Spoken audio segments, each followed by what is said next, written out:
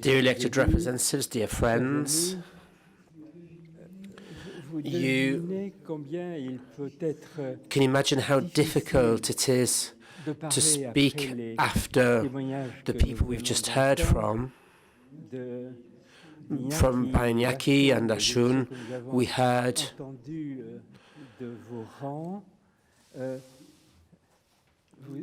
Brandon talked about the necessary, about the silence. I think the first one that should not speak is myself. But you asked me to conclude this meeting, so I will do so. And I would like to say that for me it's a great honor to do so, because it's the opportunity to talk about those who are the true players in this beginning of reconciliation in the Basque Country, in front of you all who are mobilized for this cause and have been for so many years.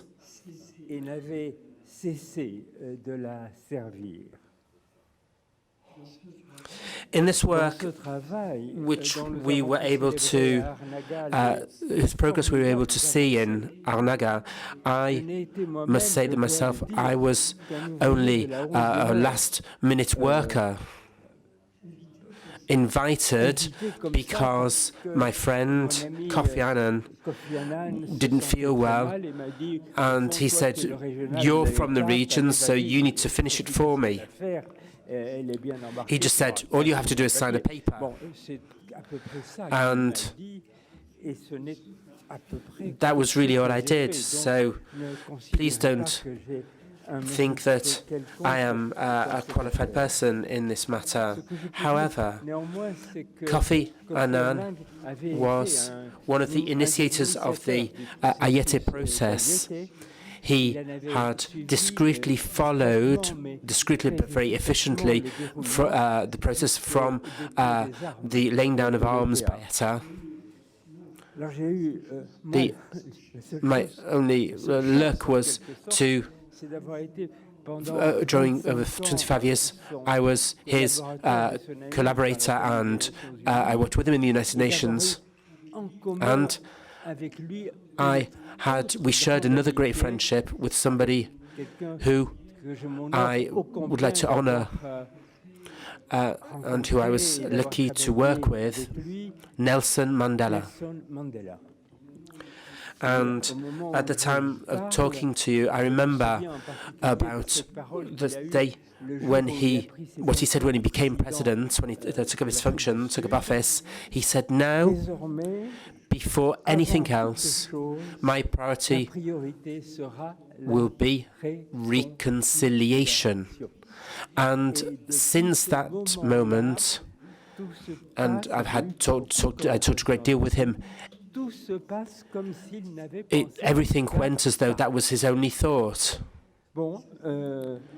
You asked me to think with you about the challenges of reconciliation in our country, both north and south, for both today and tomorrow. And I would like to simply go back to the Arnaga Declaration, because even if to the south of Bidasoa, it was seen as an episode, a rather superficial episode for us, and here I'm looking at the elected representatives from this region. For us, it was a true commitment. And I felt that very strongly when I was invited to sign this declaration.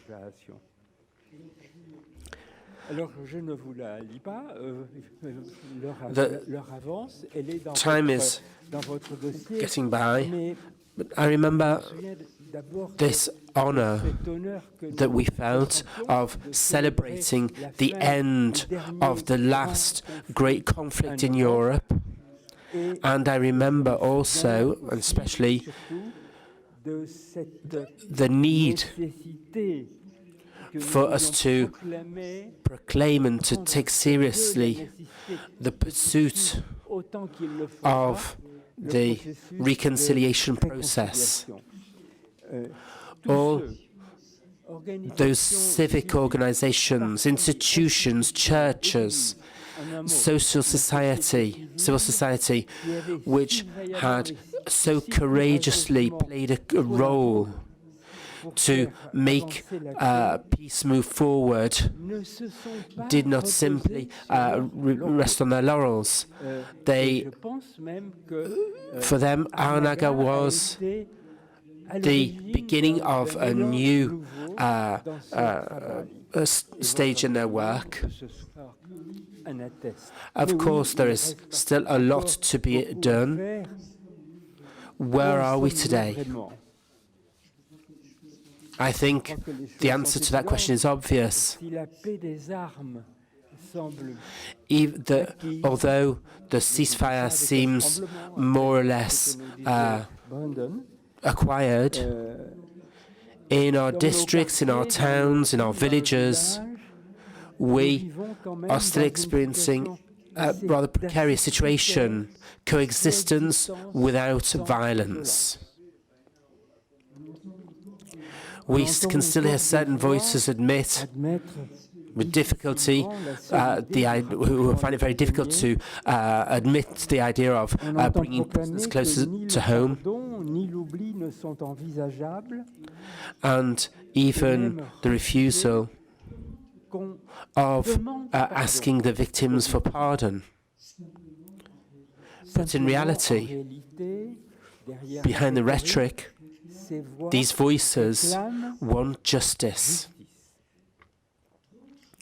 Others consider that we should be content with forgetting this dark episode, especially since several opposing accounts dispute the battle of narratives, as Brandon was saying before.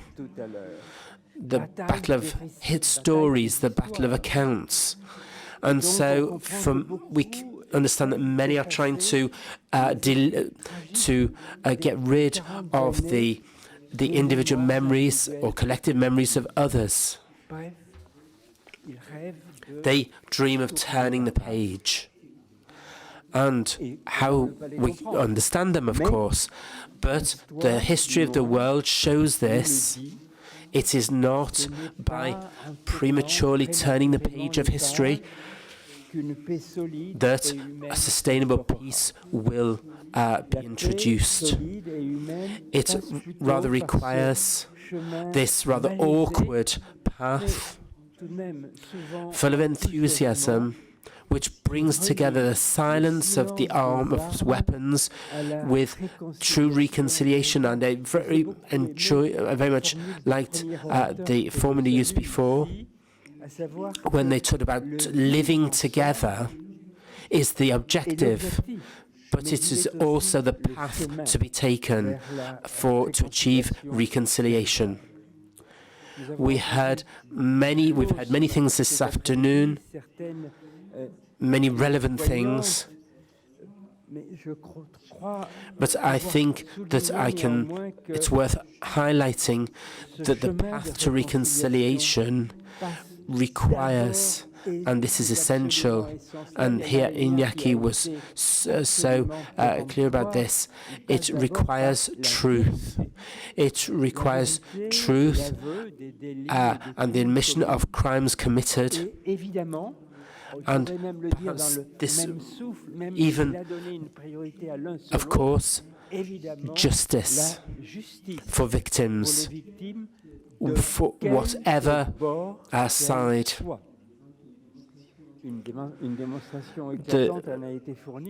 The work by the Truth and Justice Commission presided by Desmond Tutu, the Archbishop of Johannesburg, after the abolition of apartheid, even though this experience was not directly transposable onto the situation here.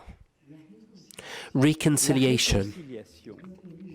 which must penetrate inside families, starts with simple gestures with anonymous victims who, at the price of the victims who one day decide to not cross the road when they see an adversary from yesterday. And perhaps they start by nodding a greeting and then say hello and maybe even talk to each other about the weather. Reconciliation requires, above all, effort. Effort to avoid anything contributing to pass on to the new generation old hatreds. Mr. Senator, you have said very beautiful things about this. Saying that, I would like to talk about an example. One of I was able to think about this for a long time, is the example of Maggie Bahankitse. Maggie was from Burundi. She was she was caught up in 1994 in a terrible conflict in her own country between the Hutus and the Tutsis. Over 60 members of her own family, 60 members of her family, of a close family, were massacred by machete. And she was also attacked. She managed to escape with 25 orphan children who she didn't know because they were lost or orphans or abandoned. She decided to take care of them, and with the means she had available to her, getting by from day to day, she actually hosted an even greater number from both sides, and she took care of their education and prepared them for their future careers, for their future working life. The Hutus and the Tutsis all together to eradicate all forms of hatred from their hearts. Remain seated, please. 10,000 children went through there and were welcomed over the years and made this a sustainable experience in terms of fraternity.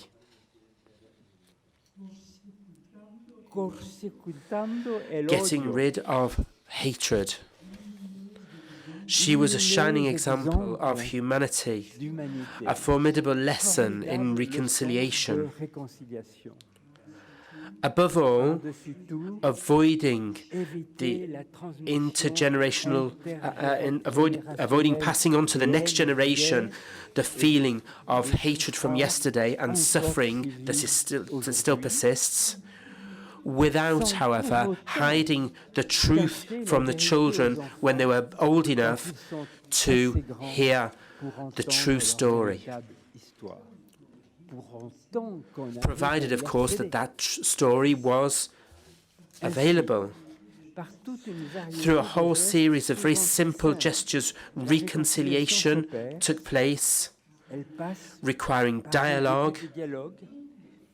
And even if there was nothing, even if things weren't forgotten, and how would that be possible? It can lead to a sincere request for pardon and the generosity to grant this. And this produces the results in terms of peace. And this takes time, a lot of time. Nobody knows how much time. And in the beginning, all these processes are very fragile. You perhaps have already realized this when we started talking about this inextricable problem of Brexit. It made the Good Friday Agreement tremble. So these are fragile processes. Yet another reason to work in favor of consolidating them wherever possible and without waiting. Far away from me, highlighting this reconciliation, which I was able to see over 13 years in so many developing countries with such violence, without trying to give any lessons to those who amongst us still suffer due to acts carried out which were unjust and abominable. In the face of such suffering and the loss of dear ones, only compassion, that silent compassion, is needed.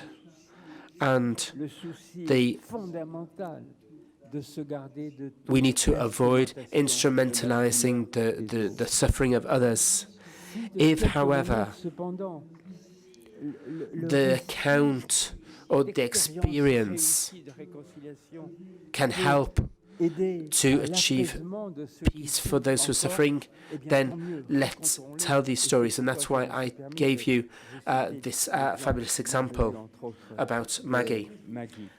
Saying that, as we highlighted in Arnaga, reconciliation is not only a private affair or the affair of civil society.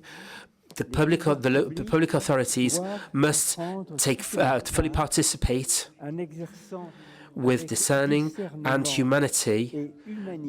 They must assume the responsibility for justice and public order.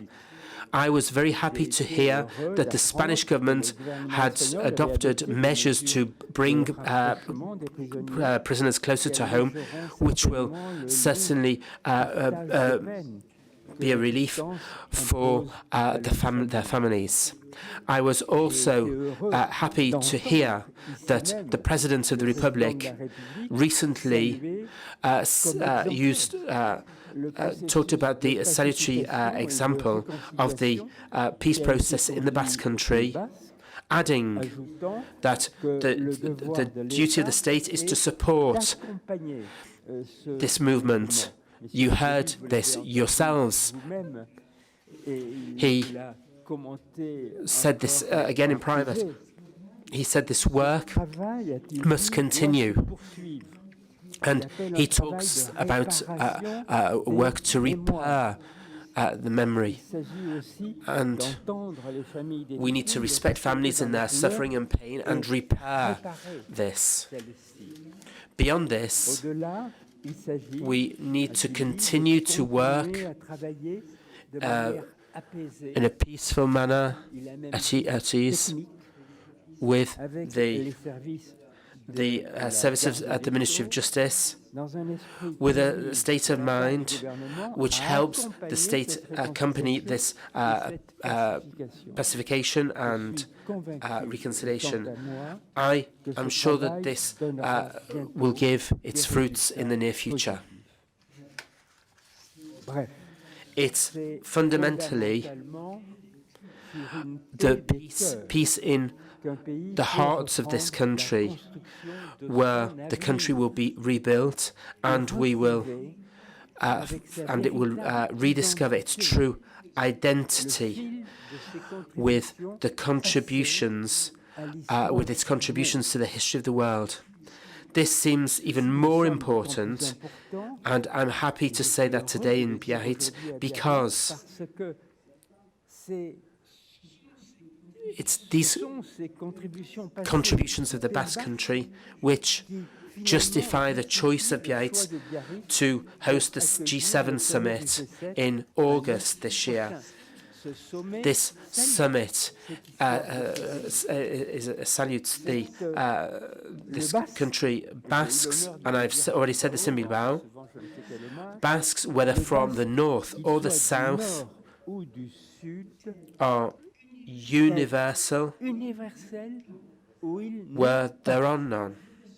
And this vocation to be universal has been illustrated throughout history. This was the case in the beginning of the modern era when the Basque Elcano went round the world for the first time.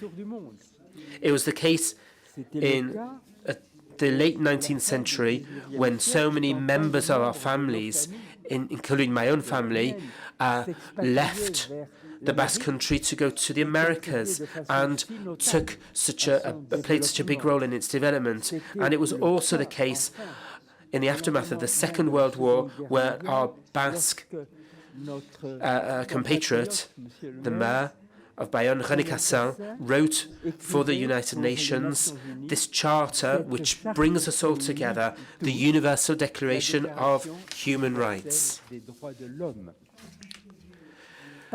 To finish our reconciliation in the face of a world which is becoming increasingly violent, will contribute, as the Anaga Declaration said, will contribute to giving back hope to all those who are confronted with apparently insolvable conflicts in other parts of the world. Our reconciliation is therefore a gesture for everyone, and a meeting like the meeting today will help contribute to this. All those who are already working modestly day after day with, I can see Anisine, her plaster down here, and help our country to make its immemorial mark on coexistence. This joy of living together in music and song, which Voltaire celebrated in the 18th century, which all those who work on this will be thankful for. And so, dear friends, let's believe in the miracle that the Irish poet mentioned by Brandon mentioned. Let's believe in miracles. And where peace is proclaimed over Jerusalem, let us say, from the bottom of our suffering and also our solidarity, our commitment and our hope, let us say peace over Guernica. Esquerrik Asgo, thank you very much.